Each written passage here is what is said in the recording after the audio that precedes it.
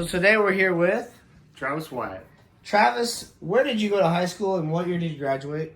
I went to North Clay High School in Louisville, Illinois, and I graduated in 1983. What sports did you play in high school? I played everything, basketball, baseball, even ran track. So it was basically basketball and baseball, but also ran track my senior year. Now, as far as some of the players and coaches that you had in high school, who were they? Players-wise, got to play with Brian Cox, and some of those guys there. I played up, so I played with Monty Aldridge and Mark Lewis and those guys, and my brother, Gene, when he was in school. Coaches were Kent Lewis and Dennis Arnold, but my influence from coaches go back to my guys in junior high, like Alan Zuber and Dick Rosenblig and Chuck Stortzum and all those guys that helped influence me, Dave Duke. So had a lot of great role models through junior high that kind of propelled me going into education I went into now. Talk about your high school sports career in general. High school wise, probably not as successful as we would like to have been. Ended up being the all-time leading home run leader for a while until Josh Zink came along, and then scored over 1,000 points. Started playing varsity basketball when I was a freshman, so got to play in the MTC tournament at Kim Mundy, or actually I believe it was at Farina, where we went 3 overtime games, 2 overtime games, and won the championship in 1 overtime. So that was kind of cool. I happened to be on the floor for all those overtime games. Talk about some of the gyms that you played in that were your favorite gyms. Always liked playing at Louisville. That's by far my favorite gym. Still is. But had some really good games at Kim Mundy back in the days. Had some great games at Dietrich as well, playing in the MTC conference. And then it was always a big deal when we got to play at Flora. So that was kind of cool. Talk about some of the teams and players that you played against in high school. Some of the best players I got to play against, obviously, were Robin Brooks at Odin. Of course, he was 6'7", and got to match up against him. Kendall Bopp at Kim Mundy, who I think he averaged like 40-some points a game. And there's several others. I mean, it's been such a long time ago. But the idea was just competing and playing against those guys and matching up and see what they do. Always felt like they had to guard me, so that was a little tougher challenge for them. Add any stories back in high school that you like to share? Probably the best story besides the triple overtime, double overtime, single overtime is where we're playing in a game and Butch Lockley's coaching at Noble, and they've been really physical with me, trying to play me in basketball. And basically they had one of their big guys goes to the basket, and I just jumped up there and basically I took his head off.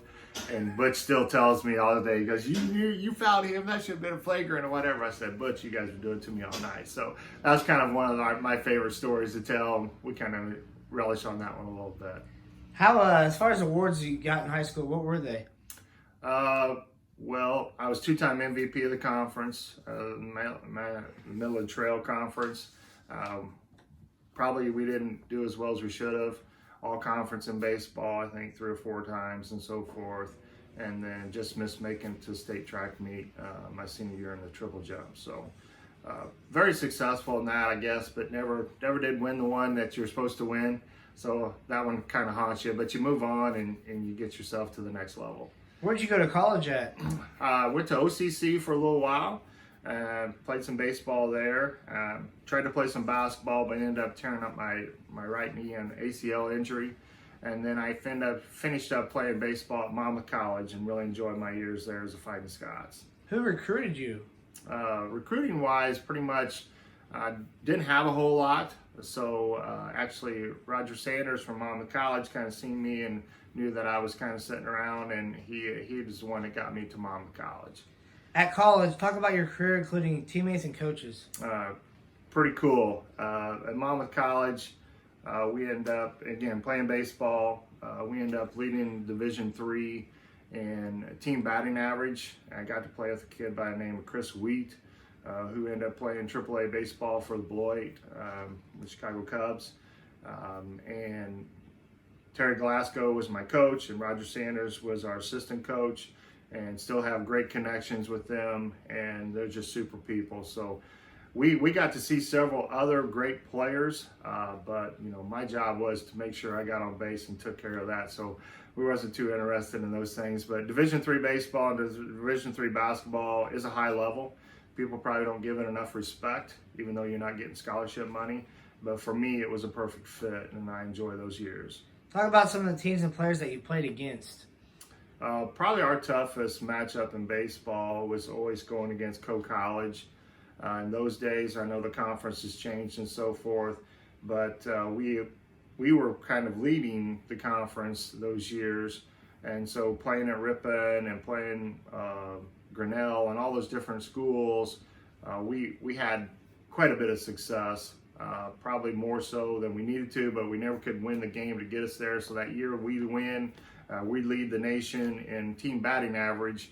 We lose a conference tournament game, so we can't go on. So that was a frustrating setback. That was tough to take. And some of your favorite facilities in which you played in college? Probably the best one was we got to play at the Cubs affiliation field there in Iowa, and that was pretty sweet. Those are really nice fields. And of course, now at Monmouth College, they built their new field at Peacock Field, and it is amazing. It's way better than the field that we got to play on, obviously, but we've got to run up there and see those games and throw around and hit a little bit up there, so that was fun. Add any stories you'd like to add in the college career?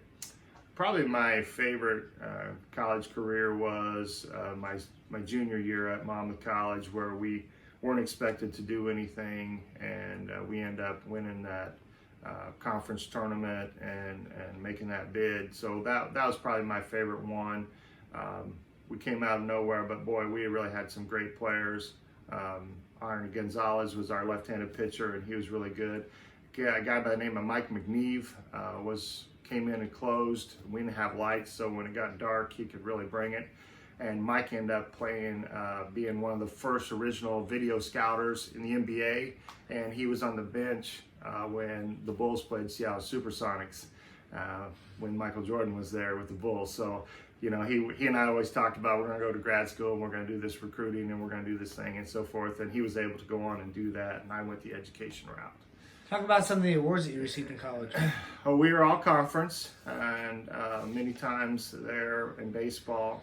But probably the main thing for me was just being a part of the team and doing whatever was needed. I started out as an outfielder, ended up playing at first base, DH, whatever was needed, because the knee injury didn't allow me to do some of the things I would have liked to have done. But it was still a lot of fun, that's for sure. At what age did you become interested in sports? Oh, I probably started playing sports, around 4 or 5, because there in Louisville there wasn't much to do. So I have 4 brothers, so we were outside. The 3 of us were outside playing ball all the time, and so if we weren't playing ball, we were delivering papers there in Louisville, and there was always a game of wiffle ball somewhere. There's a game of basketball somewhere, and that's what we did. We were outside all the time, and Mom could just go out the back door and just do her magic whistle, and we could hear it across town, and we knew that was time to come home. Since you played, how has the game changed? Oh, it's quite a bit different. I think the kids back in my time were probably a little more fundamental. We did a little bit more work in that area, but the kids now are so big and they're so athletic and they're so strong. But the main thing about the game is the game still is what it is, and it's true to itself. And that's probably why I really enjoy staying involved with it so much. What advice would you give to today's youth about playing sports? I'd say get out there and do it. It's a lot of fun. It brings a lot of memories. It's a healthy lifestyle. And the teamwork and the camaraderie together makes it really important. And it's just a life skill. You may be successful, you may not, but some of those disappointments are where you grow and you get better at things. What has sports done to change your life? I would say sports is a huge part of my life. From being injured and being set back and, finding my own way to college. I'm the first one to graduate from college and to pick up my master's degree. So it was just something that motivated me. The more people would tell me I couldn't do something, the more I would say, all right, I'm going to show you I can. So now that we covered high school and college, What is your current occupation? Okay, presently I'm proud superintendent of North Clay School District, so I'm back home being superintendent there at home, so that's pretty cool. How long have you been there now? This is my first year back. First year back. Yeah. So before we started talking this, you're an official as well. Yes. How long have you been a basketball official? I've been doing basketball officiating now for 24 years. I've been baseball for 6 or 7 and softball for 2 or 3. What do you enjoy about it the most? Basketball wise, I still like getting on the floor and being around it. Of course, I coached for several years at Flora before I got into the administration, being a principal. And it was just a way for me to stay in touch with the game and be a part of it. And it's pretty much a stress reliever for me too. You know, the kids are out there working hard. We're out there working hard. I like being with them. The coaches have all been great in the area. So it's just, and the officials have been amazing. So probably wouldn't be where I'm at without a lot of help from a lot of different people. What are your favorite games that you officiated? Probably, I mean, I know we've done several championship games. We did the Van Day championship game last year. We've done Dietrich. We've been at Pinckneyville's tournament too. We've had a lot of those games, and those things are really important. We did the Teotopla Cissna Park game. We had the St. Anthony Mater Dei game last year that went into overtime, which are really cool, and those are all fresh in your mind. But one of the best games that I go back to thinking about is the final JV game at Goff Gym with T-Town and St. Anthony, and myself and Tim Leasty. We had the JV game, and it goes into overtime. It's the last second shot, and the place is full, and it's just jammed in there, old Goff Gym. And so we talk about that one a lot, and that's probably one of my favorite games. Name some of the officials that have helped you along the way. There's quite a few. Probably just right off the get-go are Terry Andrews and Ed Gardner. They kind of got me going. Alan Tolliver actually got me started there when I lived in Flora.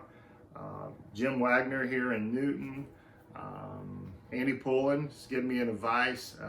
And then it goes to guys like George Martin and Greg Mullinax, Troy Hickey, Carl Repke, and then of course Dave Jones, who was one of my partners there for a long time, Tim Leasty, who I still work with, and now my present partners are Stephen Boswell as well. So all those guys, everyone you run into helps you get a little bit better and makes you work at it. And you know, that's what the whole idea is, to be the best you can be out there for the kids, because they're going to work hard and they deserve a great effort from us. What level have you officiated? Pretty much I do high school boys varsity now. Started off, I would do anything and everything. 3rd and 4th grade, boys and girls. I've done all those different things. Still highly connected to junior high, although I just don't have the time to do many of those games anymore. Where are some of your favorite gyms that you officiated? Oh, favorite gyms, that's cool. Again, Louisville would be number 1 for sure, because that's where I grew up. Flora, so I spent a lot of time there. Really like Pinckneyville's gym, North City, Omaha's gym. Definitely like Teotoplis's gym, just because of the atmosphere. The bigger gyms like Effingham's and Lawrenceville's, they have their great atmosphere too, because you can fill a lot of gyms up. The Van Day tournament, I've called the Van Day tournament for now like 15 years, so that's a big favorite gym for me as well. Every gym you go in has a little different character and feel to it, and anytime you can get into a new gym, we were able to go to Oakland a couple years ago. That was kind of cool as well. So all of them are pretty special to me. Talk about some of the best players that you officiated. Okay, wow. We've had our share of some really good players. Many of them, you know, moved on and played at the next level. See, this last year we had the kid from Mater Dei, and boy, he could really play. Obviously, the Dust kid at St. Anthony was really good. You can go way back to the Teotopolis teams. They've always had several great players. Pinckneyville always has a special player or two. But for me, at least, I don't get too caught up in who the players are, because I'm out there trying to call the game. It really doesn't matter to me on that. I just want them to stay within what we're trying to do out there and have them be the focus on it. For me as an official, we do a great job when no one notices us and the kids are the focus, and we come on off the floor and somebody would come up to you and say, hey, we didn't know you were out there. That's when we know we've done a really great job. Talk about some of the coaches that you officiated. Coaches were great. Obviously, got to coach again with officiate when Kenny Crawford was still at T-Town. And so he made sure he knew that I was a rookie and give me a few bits of advice while I was out there. But that's always great. Gary Shirley from South Central, obviously, Hall of Famer. Bishop there at Lawrenceville now. And, you know, for me, for coaches, we're just trying to do what we can out there for the kids and to help them understand. I know they're working really hard to get benefits for their team and different advantages for them, but we're just trying out there to make sure that it's a level playing field and the kids decide the game. So always have great relationships with the coaches, and I respect each and every one of them. What made you just start to get into officiating? You know, it's kind of funny. I was coaching and there at Flora and was starting my administrative degree, and it just wasn't going to work out. And Coach Welch was going to retire there at Flora, so I stepped away and went into that direction. And it was just a way for me, like Alan Tolliver recruiting me, it's just a way for me to stay connected to the game and without going to all the practices and all those different situations. So it was just kind of something fun for me to do. I like being active. I still run and play slow pitch softball and some of those things, ride my bike. And so it was a way for me to stay connected and physical activity, which I thought it would be, but it's more of a mental game than a physical game. With the shortage of officials, what are your thoughts on getting more officials? I'm trying to recruit every chance I get. I know there's some students here. Craig Carr's helped some young high school students here get involved. I know Mike Woodard there in the Will Hill area around is trying to recruit some volleyball officials as well. I'd say just come out and do it. It really is a lot of fun. I know there's some pushback on where fans and all these different things. I get that. But I think there's a lot to be had. For a student that's going to go to college, it'd be a great way to make a few extra dollars. And you'd go call a game for a few hours and you can be back. So to me, it's the best way to go. We take in any and every young official we can. We try to help them. That's where Terry and Ed helped me. Took myself and Tim. We brought us along and got us into some of those games when the game went to 3-man crews. Probably wouldn't be where I'm at without that support, so I definitely think young people should get in and try to be involved. It really is a lot more fun than what it looks like. And I think some people just don't like what it looks like, but it really is a lot of fun. Is there anything else you'd like to add, Travis? Well, I think, you know, for me, officiating is a big part of where we're at and what we do. And the kids, of course, I'm in education as a superintendent, been a principal, been a teacher.